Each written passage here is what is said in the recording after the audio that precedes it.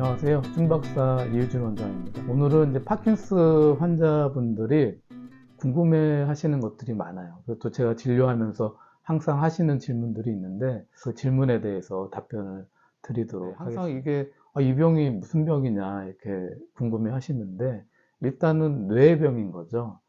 사람의 뇌가 있는데 그 뇌 안에 병이 생겨서 오는 병이다라고 할 수가 있습니다. 이 뇌 안에는 가운데 부분에 흑질이라고 하는 부위가 있거든요. 색깔이 검정색을 띠고 있어요. 그래서 흑질이라고 부르는데 사람이 나이가 들면서 그 일정 부위가 퇴화가 되고 노화가 되잖아요. 그러다 보니까 흑질의 기능이 떨어지면 도파민이라고 하는 우리 몸의 그 신경 전달 물질이라고 하는 물질이 잘 안 나오는 거예요. 이게 잘 안 나오면 근육이 잘 안 움직이는 문제가 생깁니다. 그래서 뇌병이 생겼고 그 결과로 팔다리를 잘 못 움직이고 또 손발이 떨리고 내 말도 잘 안 나오고 걸음이 느려지고 몸도 이렇게 구부러지고 얼굴도 표정이 무표정이 되고 등등의 증상들이 나타납니다. 사실 환자분들이 가장 무서워하시는 게 진행이 되는 거예요. 1년 전보다 올해는 왼손도 떨리네. 1년 전엔 오른손만 떨렸는데 1년 전에는 걸을 때 빨리 그래도 걸었는데 올해는 느릿느릿하게 걷네. 그 다음에 1년 전에는 팔다리 잘 흔들면서 걸었는데 한쪽 팔을 내가 안 흔드네. 2년 전에는 말 잘했는데 지금 말이 어눌하네. 여러 가지의 그 진행되는 과정에서 환자분들이 굉장히 좀 공포감을 많이 느끼시는데요. 가장 제가 전해드리고 싶은 말씀은 제일 큰 효과는 꾸준한 치료입니다. 꾸준하게 치료를 받으세요. 그렇다면은 진행되는 걸 늦출 수가 있고요. 그리고 진행되는 것을 막을 수가 있습니다. 그러다 보면 환자분들이 가장 무서워하시는 게 나도 저렇게 휠체어를 타게 되고 아예 못 걸어 다니는 거 아니야?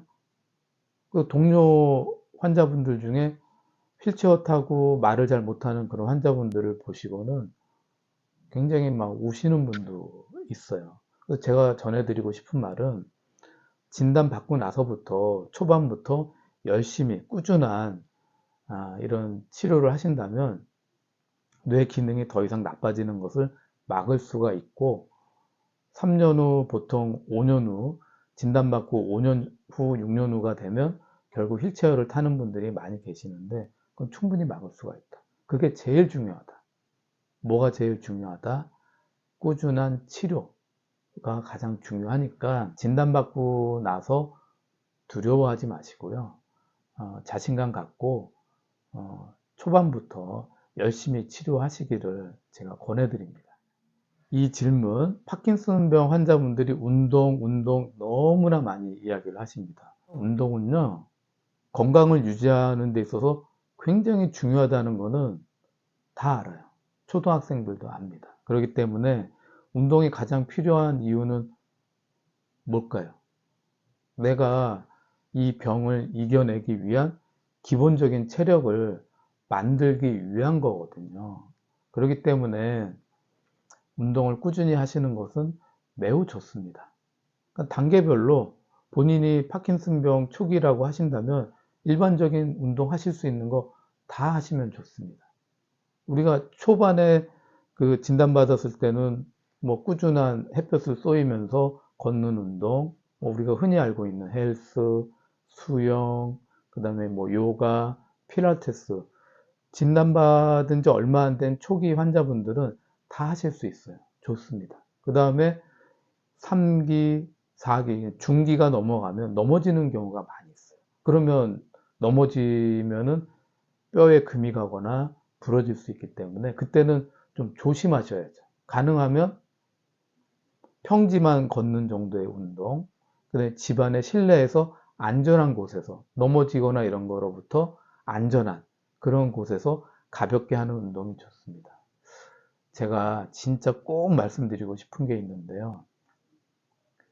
환자분들이, 특히 파킨슨병 환자분들이 운동에 아주 심하게 꽂힌 분들이 굉장히 많습니다. 이거는 잘못된 결과를 가질 수도 있어요. 제가 아까 말씀드렸을 때 중요하다. 내 병을 이기기 위한 기본적인 체력을 만들기 위한 중요한 역할을 해준다 라고 말씀을 드렸는데, 너무 심하게 거기에 꽂혀가지고 과유불급이잖아요. 지나치면 모자란 것만보다 못하다. 지나치다는 건 뭐예요? 운동을 너무 세게 하시는 거예요. 아주 그냥 부인이 난리를 쳐요. 여기 상담하러 와서. 아침에 일어나서 저녁까지 집안에다 헬스 기구들을 이거 저거 다 사다 놓고 쉬지도 않고 하는 거예요. 어떤 분이 있냐면 몸에 진이 다 빠질 때까지, 정말 몸이 지쳐가지고 너덜너덜해질 때까지 그냥 운동이 살 길이다라고 하시면서 너무 세게 하는 분들이 의외로 많이 있습니다. 근데 그 환자들의 특징이 뭐다? 진이 빠질 때까지 하신다는 거예요. 진이 다 빠지면 내가 이 파킨슨병을 이겨낼 수 있는 기운이 있어요, 없어요? 파킨슨병을 이겨내려고 하는 그 기운마저도 다 빼버릴 정도로 세게 운동하시는 분들 많습니다. 뭐라고 말씀을 드렸어요? 과유불급. 과유불급. 너무 세게 하지 마라. 세게 하면 진까지 다 빠지고 기운까지 다 빼버리면 내가 지금 걸린 이 중병을, 파킨슨병을 이길 수 있는 기운도 다 빼먹는 거다. 하지 마라. 그렇게는. 라고 항상 말씀을 드리는데, 쉽게 이해를 못 하세요. 파킨슨병은 무조건 운동을 해야만 된다라고 생각하는 분들이 많은데, 예를 하나 들어드릴까요? 또 너무 세게 또 운동을 또 하는 거야. 어떤 일이 벌어졌을까요? 이거 실제 얘기인데요. 여기 쇄골뼈가 다시 아픈 거야. 그래서 또 병원에 갔네. 엑스레이상을 딱 보더니 뼈가 골절이 된 거예요. 골절이 돼서 약간 어긋나 버렸어. 그 어떻게 됐을까요?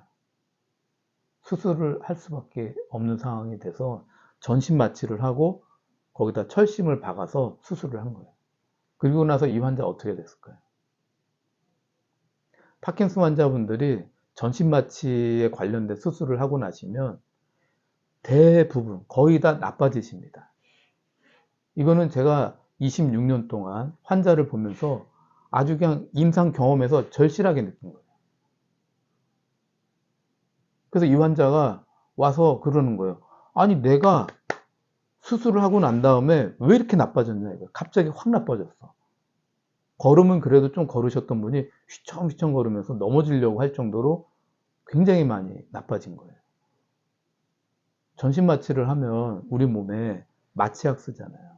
마취약이 뭐를 마취를 시키는 거예요? 마취약은 몸에 들어와서 신경을 마취를 시키는 거예요.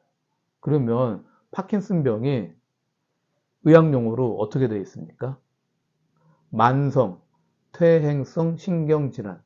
내 몸의 신경, 뇌가 신경이에요, 아니에요? 신경의 대표잖아요.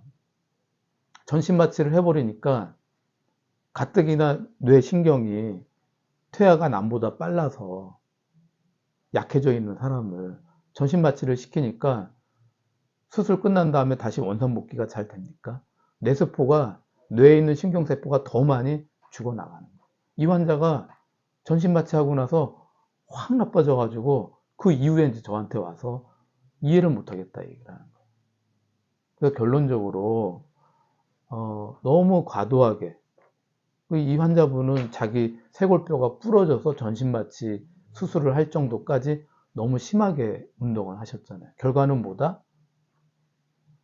병이 더 빨리 악화되게 만드는 악수를 준 거고, 결국에는 과유불급. 과유불급 하지 마셔라. 어떻게 하셔라? 병을 이길 수 있는 기운을 만들기 위한 운동이지, 내 몸에 병 고치는 기운마저도 진을 싹 다 빼가는 과도한 운동은 하시면 안 된다. 이게 더 1순위로 중요하다. 그리고 운동하시면서 넘어지시는 정도까지는 하지 마셔라.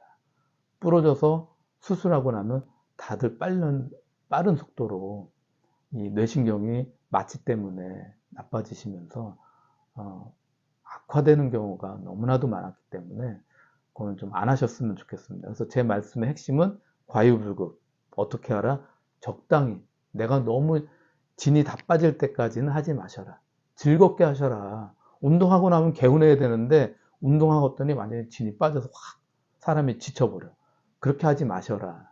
운동하고 난 다음에 개운한 정도까지만 하시는 게 1등으로 중요하다. 이 얘기를 정말로 꼭 말씀드리고 싶어요. 정말 이 질문이요. 아주 그냥 항상 모든 분들이 다 하는 질문이죠. 사실은 뭐 파킨슨병뿐만 아니라 뭐 암이 됐던 모든 질병에 걸리면 제일 먼저 음식 이 얘기를 하거든요. 제일 정확한 답이 뭔지 아세요? 모든 의사들이 이구동성으로 하는 말이 질문 자체가 틀린 거예요. 뭐겠어요? 뭐가 틀렸겠어요? 먹지 말아야 될 거를 질문을 하셔야죠. A라고 하는 음식 하나만 먹으면 파킨슨병이 나. B라고 하는 음식만 먹으면 암이 나. 이런 거는 없는 거 다 아시잖아요. 좋다라고 하는 건 많아요. 파킨슨병에 좋다라고 하는 음식들이 많아요. 하나가 아니거든요. 견과류 좋다는 거 다 아시잖아요. 그렇잖아요. 여러 가지 그런 것들이 좋다는 건 알지만 그것이 과연 내 몸에 들어와서 파킨슨병을 치료하는 정도까지는 아닌 거예요. 그냥 도움이 된다는 정도지 치료제의 역할까지는 하지 않는다. 그래서 그러면 먹지 말아야 될 거를 안 먹는 게 왜 더 좋으냐? 먹지 말아야 될 거를 안 먹는 걸 진짜 안 먹으면 얘네들 효과가 짱짱한 거예요. 아니, 환자분들 중에 별의별 경우 많습니다. 파킨슨 진단 받으면 담배 피시는 분들이 10분이 계시면 9분은 다 끊어요, 바로. 100% 끊지가 않으시더라고. 한 분 정도는 펴. 상담하러 왔어. 쭉 차트를 읽어보면 지금도 담배를 핀대라고 써 있어요. 그럼 이분이 뭘 물어봐요? 뭘 먹어야 파킨슨병에 좋아요? 이렇게 물어봐서요. 그러면 여러분이 의사면 답답해요, 안 답답해요? 아주 답답한 일들이 너무 많아요. 아니, 뭘 먹어야 될 게 중요한 게 아니라 담배 끊으시라고. 담배 끊으시라고. 여기 오신 분들 중에 술을 무섭게 드시는 분들도 많습니다. 남자분들이 파킨슨병에 걸려왔는데 밤새서 드신대. 밤새서. 이거 실제 얘기예요. 파킨슨병 환자분인데 나이가 젊은데 걸리셨어요. 이제 나이가 50인데 50이면 젊잖아요. 근데 왔어. 얘기를 들어보니까 밤새도록 먹는데 일주일이면 5일을 먹어. 회사 대표신데 먹는 그룹이 있어. 근데 유일하게 자기가 이제 일찍 병이 와버린 거야. 상담하러 왔어. 술을 끊었겠어요? 안 끊었겠어요? 술도 10명이면 9명은 끊고 와요. 여기 상담하러 오실 때. 이분 지금도 먹어. 그러면서 또 물어봐. 뭘 먹어야 파킨슨병에 좋아요? 이게 말이 되는 겁니까? 아까 말씀드린 대로 음식이 치료제까지 역할을 하는 건 아니에요. 도움이 되는 정도지. 그런데 이분이 술을 끊으면 안 먹으면 얼마나 좋아지겠어. 술이 들어와서 뇌에 염증을, 술이 들어오면 뇌 안에 면역세포는 염증 물질을 무섭게 뿜어내요. 그러면 뇌 안에 염증의 양이 많아지면 결국 뇌세포는 빨리빨리 손상이 되고 죽는데 술만 안 먹어도 얼마나 큰 효과를 내겠어. 이 사람이 뭐 파킨슨에 좋은 게 땅콩이 좋고 아몬드가 좋다고 그러네. 그거를 열심히 먹어봤자 술을 안 끊으면 뭔 효과가 있겠냐고. 그렇잖아요. 술을 먹지 말라고. 근데 담배 먹지 마시고 밀가루에 아주 탐닉이 되어 있는 분들도 많아요.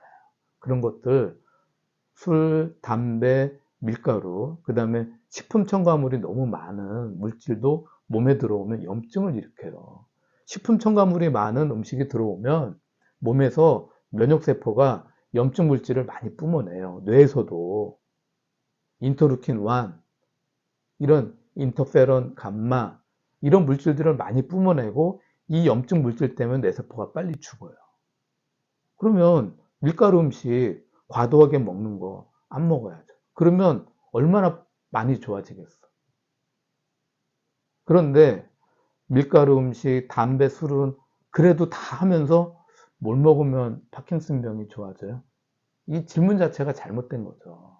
그거 먼저 안 먹고 해라. 그러면 이제 환자분들 중에 안 먹는 분이 또 있어요. 여자분이나 남자분 중에 안 드셔. 밀가루도 잘 안 먹고, 담배도 잘 안 먹고, 술도 잘 안 먹어. 그렇다면 나머지는 한식을 골고루 드시는 거예요.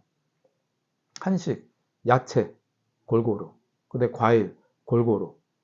그 다음에 우리가 흔히 말하는 오메가3가 많은 거, 뇌에 좋다고 많이 아시잖아요. 생선 종류. 생선 종류 굉장히 좋잖아요. 그리고 이 외에도 고기 종류. 고기는 우리가 그 뉴스 보시면, 네이버 찾아서 보시면 빨간색의 고기가 발암물질 1등급이다, 1급이다라고 해서 뉴스에 이미 몇 년 전부터 계속 나오잖아요. 왜? 빨간색 고기는 거기다가 빨간색의 신선함을 만들기 위해서 아질산염이라고 하는 그 물질을 갖다 뿌리는데 이 자체가 발암물질을 일으켜요. 발암물질에 해당이 돼요. 그렇기 때문에 고기 드시는 건 좋은데 가능하면 수육처럼 돼지고기나 소고기를 수육으로 이렇게 해서 드시면 그런 게 빠지기 때문에 도움이 되신다. 그래서 어떻게 하라? 한식 위주로 고기, 생선, 야채, 과일 골고루 드셔라. 저는 어떻게 먹는가? 저는 굉장히 과일을 갈아서 매일매일 먹습니다. 종류를 여러 가지로. 하루에 한 2가지 정도씩 넣고 갈아서 먹고, 그 다음에 또 다른 종류로 다른 날은 갈아서 먹고, 그 다음에 또 어떻게 하냐? 녹즙 있잖아요. 녹즙도 종류가 너무 많잖아요. 뭐 비트, 신선초, 케일 어마어마하게 많이 있잖아요. 어떤 날은 이거 갈아서 또 먹고 또 어떤 날은 이거 갈아서 먹고 종류를요 아주 다양하게 해서 저는 먹는 편입니다. 저도 그런 뇌 질환에 나이가 60대고 70대면 걸리기 싫기 때문에 저는 그렇게 먹어요. 어떻게 알아? 생선이 많고 그 다음에 한식 위주의 식사를 하고 견과류 먹고 그 다음에 고기는 가능하면 수육으로 해서 좀 더 꾸준하게 드시고 하면 좋다. 그 다음 우리가 좋다라고 하는 음식이 이것만 있나요? 올리브유 이런 거 있잖아요. 저 되게 좋아합니다. 그런 것도 먹고 치즈 이런 것도 잘 먹고 그 다음에 일본의 주 음식이 매실이죠. 그거를 이제 그것도 저도 꾸준하게 이렇게 먹어요. 좋다라고 하는 것들 다 한식에 해당이 되잖아요. 이런 것들을 어느 하나만이 파킨슨병에 좋다라고 하는 음식은 존재하지 않고 도움이 된다라고 이야기를 하더라도 그거 하나만 주구장창 쉬지 않고 먹으면 파킨슨병이 치료가 되네 이런 건 아니거든요. 그래서 1순위는 뭐다? 첫 번째, 먹지 말아야 될 거를 먹지 않고 나서부터 뭘 먹어야 되냐를 이야기를 해라. 제발 좀 정말 답답할 때가 많아요. 상담할 때. 그 다음에 두 번째, 아까 말씀드린 대로 한식 위주의 식사를 해라. 자, 그 다음에 버트. 환자분 중에 음식 관리가 완벽한 분들이 있는데 파킨슨병이 걸린 분이 있겠어요, 없겠어요? 있어요. 그러면 사람이라는 게 병이 올 때 음식만 가지고 병이 오나요? 여러 가지 요인이 있는 겁니다.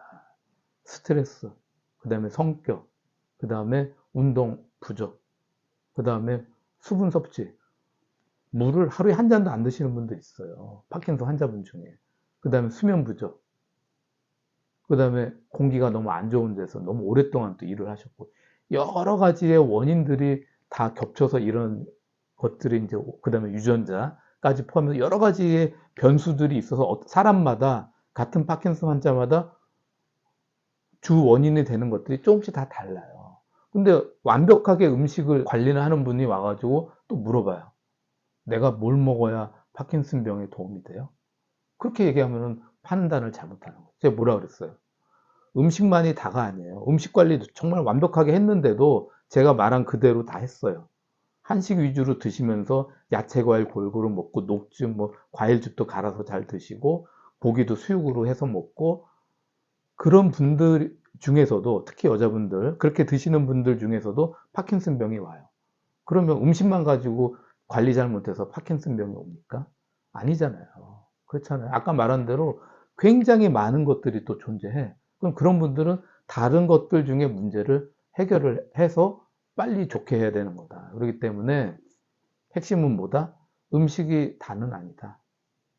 그 다음에 안 먹어야 될 음식부터 해라. 그리고 음식 관리는 아까 말씀드렸고, 나는 원래 음식 관리가 완벽했어 하는 분은 뭔가 음식을 또 그 안에서 찾으려고 하지 말고 내 생활 습관 중에 영향을 미치는 거, 내 건강에 영향을 미치는 게 음식 하나만 있는 게 아니다. 운동도 있잖아요. 수면도 있어요. 물어봤더니 음식은 완벽해. 근데 잠을 밤낮이 바뀌었어. 24시간 식당을 하시네. 여자분인데.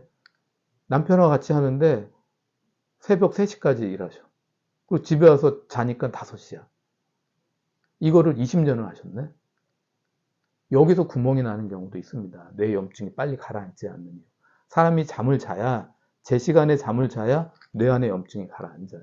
그러니까 너무 음식 하지 말고 의사하고 좀 상담을 하셔서 정확한 것들을 생활 습관에 문제가 되는 것도 잘 찾아서 좀 바꾸시고, 음식이 아니라 다른 데서 바꿨더니 좀 더 효과가 세게 나는 경우들도 있거든요. 그러니까 음식에 대한 것은 아까 말씀을 드렸고, 그리고 음식만이 모든 것을 다 해결하는 것도 아니다. 그래서 가능하면 좀 전문가, 경험이 있는 전문가하고 상담을 하셔서 자기 생활 습관 전체를 좀 들여다보면서 컨설팅을 받아보는 거 중요하다라고 말씀드리고 싶습니다.